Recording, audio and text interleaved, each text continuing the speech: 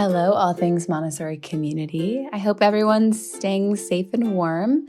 As I'm recording this introduction, I'm looking out my window and it is snowing. There's about a foot of snow on the ground. Pretty crazy. I know not all of our listeners are experiencing winter, but it is very wintry outside right now. Crazy, crazy. Well, anyway, we're really excited about this week's episode. This week's episode is a little bit different. I actually interviewed Jamie. Jamie has a very exciting new venture that she's been working on for a while, and it's finally launched. It's called Rising Tide Montessori, and it's fantastic. And so I sit down and I talk with her all about that. And actually, at the bottom of this episode, there are all the links that I spoke about throughout the episode that you can go ahead and check out. And always, if you have any questions about anything regarding Rising Tide, shoot us an email, right? Like we're really happy to talk with you about all of that. This episode's brought to you by Patreon. Thank you so much to all our amazing patrons for being so supportive. We could not do this without you. If you want to become a patron, go ahead to patreon.com and you can search all things Montessori and you can become a patron member today. Super awesome. And also, this episode's brought to you by Sapling Supply. We're such big fans of Sapling Supply. They're an amazing Montessori furniture company, and we really urge you to check them out. I have one of their desks in my office that I absolutely love. I'm about to purchase a shelf from them that's really clean, modern, beautiful, and it's really great quality. So we highly recommend them. If you want to get 10% off anything site-wide, you can visit saplingsupply.net, and you can use our promo code ATM10 to get 10% off anything site-wide. And we really hope that you enjoyed this episode.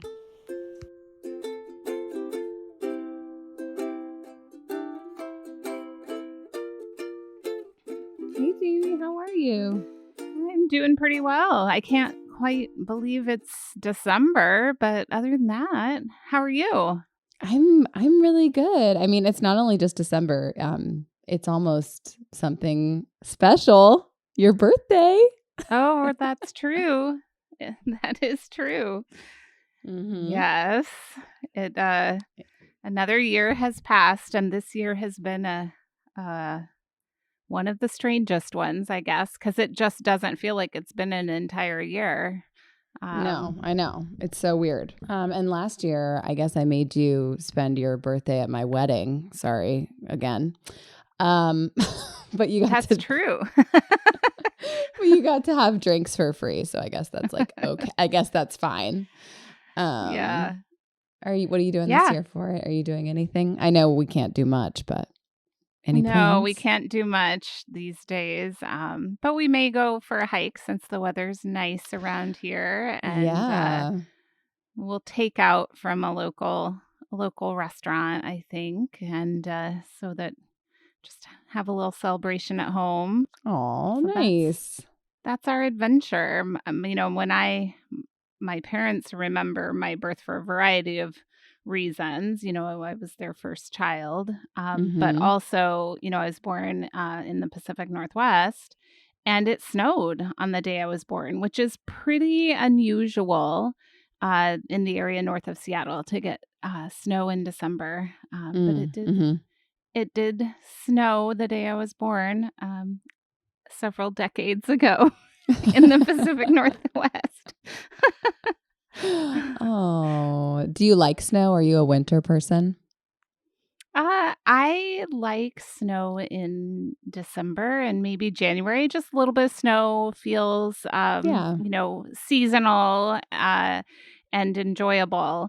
And then I'm about done with it. Mm-hmm. So February and March. And I'm not super into snow sports at all. So I enjoy like snowshoeing. I used to snowshoe quite more often in the winter, but not. And I've done, some cross country skiing, but it requires a level of coordination that takes a lot of effort for me. So. No, I get it. Like, I don't know. Snow sports are they seem insane to me. I don't know. I didn't grow up skiing or anything. So the first time I was introduced to skiing, I was 16 and had like a fully developed sense of fear that I'm going to fall off a mountain. So I just remember being like so just not interested in that. But cross country skiing is cool because it's mostly, you're not going down big mountains. You're going across things, which is fine. Yeah, but it's hard, man. It is hard. It's super hard. It's a full, yeah, it's good, but no, tomorrow we'll just do a hike. So that's nice. No skiing for you. That's no nice. Skiing. Well, I'm doing well over here too, just finishing up my virtual learning pod for this semester, which has been really fun. But, we're getting to the point, and it's funny, even with virtual teaching, I'm not even in the classroom, but it is all the same. Everybody just, when there's a break coming up, everybody is just ready for it. You know what I mean? Everyone's like, okay, we got a couple more days till we're at the finish line, and then we're done. So I'm really feeling like the break will be good for everybody. Yeah. Yeah. Breaks are important. They sure are. And I think teacher burnout and just exhaustion is something that's really real. And also it's something that's pretty intense this year because teachers are being asked to go above and beyond in pretty much every way. So to everybody in the classroom, if you're doing hybrid, in-person, virtual, hang in there. A well-deserved break is close. It's almost here. It's almost here. We're almost there. Well, what we're going to do today, we've talked about Jamie's new project a little bit on the podcast, but now that it's fully, in the launch and it's out there, we wanted to take some time where I am going to interview her about this exciting new venture because it's fascinating. So Jamie is kind of our guest today. So Jamie, why don't you tell us and our audience all about Rising Tide? Sure. So before COVID made online sort of online learning and online resources part of daily life, I had started to work on a project to build a library of online Montessori resources. So I actually started this, I guess, almost 2 years ago now, or about 18 months ago. We started working on this idea of creating high quality video resources about Montessori education, because there's a lot of stuff out there, but it's hard to it's hard to discern, and sort through what's really going to give you the best resource. And so we wanted to provide some, trusted, high quality online resources. Mm-hmm. So we've been making, so we're called Rising Tide Montessori, and our mission is to really make Montessori more accessible and to really increase the impact of Montessori education so that people who want to know more can get it. So we've got a good start on a large library of free videos. They're all available for free. And we've got, I think we've got about 300 on our website at this point. They're short, less than 10 minutes, most of them. So they're bite-sized and really organized to be able to take it in small chunks and to support teachers in their current work, but also anyone who just wants to know more about Montessori. Oh, that's so awesome. So can you give us some examples of what the video topics might be? So we have right now, if you go to our website and look at videos, you'll find sections for primary, so 3 to 6-year-olds, section for elementary, so 6 to 12-year-olds, and then we have a section on mindfulness. We worked with a fantastic group that does mindfulness work in schools and with teachers, and they created a great series of videos as well.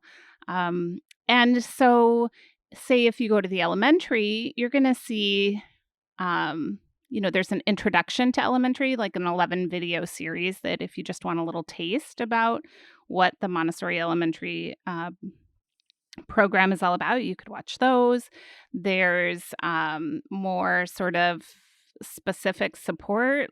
So if you're really struggling in your classroom to cultivate a culture of work, there's a series on steps you can take to do that. There's videos on working with parents. There's videos on how to, options for record keeping. There's Mm-hmm. stuff, videos on working with children at home, doing Montessori at home, both primary and elementary. So it's kind of all over the place of, sort Yeah. of what can what can support teachers and support other adults working with children. That's so awesome. That's great. So how did you come up with this idea? Where did it come from?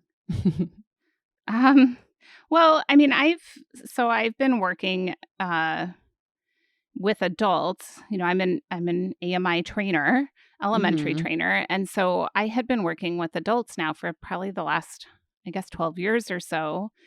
And I, saw the power and the impact of the training, no question, and the way that it helps adults prepare themselves to work with children and really transform their thinking around how we approach children. Um, but then I also spend a lot of time coaching in classrooms around the world, or I did. I did a while when we could travel. Um, and what I saw is so many teachers really struggling to implement and wanting to, but struggling to take that. And we've talked about this before on this Mm-hmm. podcast too, Mm-hmm. Rachel, like taking the training and putting it into practice. So I saw that. I saw people who couldn't get trained not being able to get enough information to support them in their work in the classrooms. I see parents asking. I've done a lot of parent work in schools as well, and parents just wanting more resources. And while there is stuff out there, especially for all of us that are busy, sometimes you can't schedule, to attend an all-day workshop or take a Right. 60-hour certificate course. So this is Mm-hmm. really so that people can do it, curled up in bed, watch a Right. 5-minute video, or to make it more accessible and to fit into everybody's busy lives. Yeah, I mean, I think the whole mission of getting it the accessibility piece. That's I think just absolutely huge in this day and age and also within Montessori because I've had that experience too with parents or just people when I tell them I'm a Montessori teacher, they look at me like, "What? What even is that?" Right? So there's just there's a big gaping hole where there's a lack of really understanding what it's all about. And yes, of course there's resources out there but just like you're saying, it's accessibility and ease of understanding because I mean, I'm like this. I don't know how you are, but perhaps you're the same way. If I want to know about something and maybe I try to know about it, but it's not exactly easy or I can't figure it out, I'm probably going to give up. Unless like it's do or die, I have to know. You know? But if something is like readily available and pretty easy and user friendly, I'm going to definitely learn about it then. That's our hope. We really want to help to have, people who haven't been able to access this information have an easier time getting it, and so that's really our hope that people and that people can. We really want people to just explore and learn about this at the pace that works for them. So that's Mhm. hence the, you know, having it all available and letting people learn about it as they have the time and the energy and the ability to dig into it. Yeah, so when you were teaching in the classroom, did you ever think that your path would lead you here? Or where were you at that point? I know that was a while ago, but It was a while ago now. Mhm. Um, I mean, the reason I chose to leave the classroom and go into training of trainers was that I wanted to increase the impact, and I saw the impact I was having in the classroom, or the impact Montessori was having in the classroom. And, but it also sort of, it was, limit as important as that work is. And as much as I still miss it, Mhm. miss working with children, I wanted to be able to take this to so many more children, so that it could, so that more people could have access beyond just, the 25 I was working with in a given year. So that's what really drew me to go into training of trainers, Mhm. um, was the idea that I could help. I knew it was possible. I had been doing it. I believed in it so fervently, and I wanted to help other teachers be able to do that. So I went into training of trainers. Um, and then, working in training of trainer, or working with as a trainer, and, seeing the power of the training, but also it was sort of the same, um, sense. It was just these people in the room with me right now that are, I mean, of course, all the children they're going to interact with. So it is Right. reaching more children, but I Mhm. could just still see in my work in schools how many more people wanted to know more. And so that's Mhm. where, we started to think about an online resource center, which now in the middle of COVID suddenly becomes even, you know, um, more just a part of how we're all functioning. So, Absolutely. I know. so It's it kind of just, timing is funny, isn't it? yeah, it certainly wasn't like we were doing this anyway, but it emerged in particular, right alongside this terrible pandemic that we're dealing with. So it's another resource for everyone, as you're trying to navigate all of what we're dealing with right now. Right. Do you have like a target audience for this? Or are you, when you were, setting out and recording these videos, was this just sort of like anybody could watch this and get something from it? What was your I thought mean, process there? the target audience is truly very broad. Hmm. We really wanted to be able to serve um, teachers and administrators and parents, that, but it is really open to anyone. And, you know, particularly we still are working to meet this goal of ours, I think, but, to reach people who have lacked access to high quality Montessori information. Yeah. So people that can't afford to go to, a long weekend because, that's expensive. Hmm. So we're really wanting to reach those people that haven't traditionally had as much access. So that's something we will continue to work to do. I love that. So is it just videos? Are there any other things that will emerge from Rising Tide? Any other items you want to talk about? I mean, to start the videos, those have been a pretty full-time endeavor. Of We'll continue course. to expand our offerings of videos. So we're hoping that we'll be able to expand um, beyond the primary and the elementary levels. So stay Hmm. tuned for that. Um, and we have a few ideas of other ways this could, other resources we could offer. So I guess I'd say stay tuned. We've got a few other ideas floating around where we can continue to live into our mission of, um, providing accessible Montessori resources. That's so exciting. So, as we stay tuned, where can our audience find this? So we've got a website, risingtidemontessori.org. So the videos are organized on there, or you can find them on our YouTube channel. Hmm. The videos are stored on YouTube, and we've got a channel with playlists there. So I'd encourage people to head to both those places. And we continue to sort of highlight our videos on social media on a regular basis. Yeah. So you can find all of that there. And we're also trying to, keep up with, other interesting information and resources. So on social media, you'll find us sharing um, other things we've found to be useful beyond just the content we're creating. So, um, so yeah, you can go any of those places. And yeah, we're super excited we're super excited for the work. We're excited to hear how people are using these. I've heard some they're being used on different certificate courses. They're being used by parents. They're being used by teachers and administrators. So it's really exciting to hear, and we really welcome feedback. I want this to continue to grow and to continue to be a strong resource to people. So, we want to hear what people need, and we want to help provide that.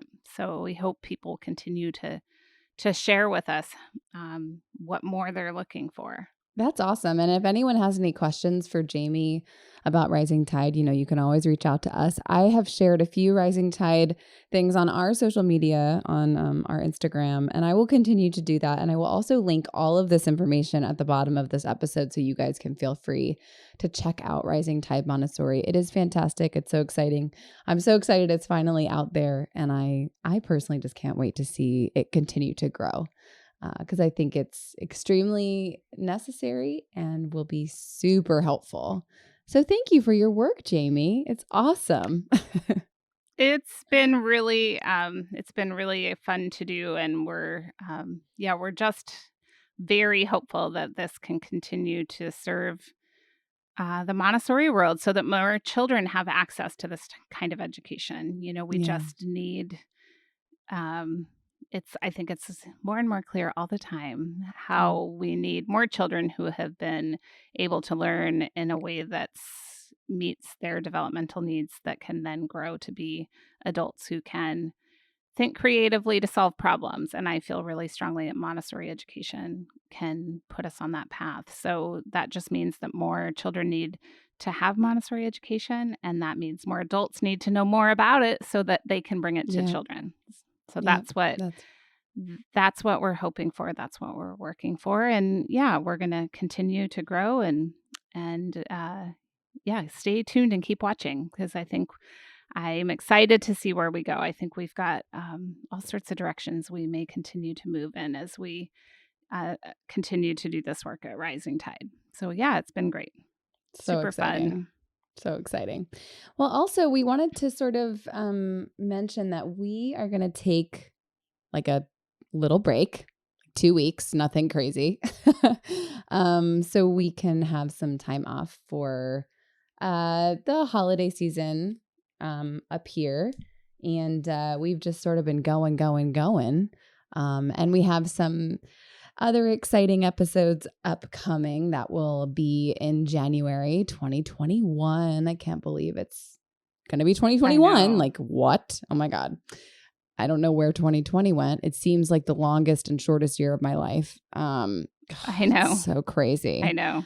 So crazy. Yeah, but we're going to take some time. But I encourage all of you, while we are not going to be having regular episodes for a couple weeks, take a look back at what we've recorded. There are some really great episodes that, are almost, over a year old. We've done a lot of topics or episodes on subjects in the classroom. There's, our freedom and responsibility. There's great interviews. There's one on adolescence. There's one on dyslexia. There's one on primary. There's a lot of great content that we've already put out there. So I encourage you to look back through the archives. And we hope everybody has a safe end of December and enjoys it, but also stays home and doesn't go anywhere. Right. Yep. Super, super clear that we're back in that sort of mode. Right. Yeah. But, it's the key to getting through this, and it's the time to do it, and we can. And if you listen to old episodes, watch Rising Tide videos, if you, or just take some time, just take this time to have some downtime during this break. And we'll be back in January with new episodes, and maybe, a few other little things we've been working on that you'll find out about in January probably as well. So that's right. Have a great break, everyone, and we'll see you in the new year.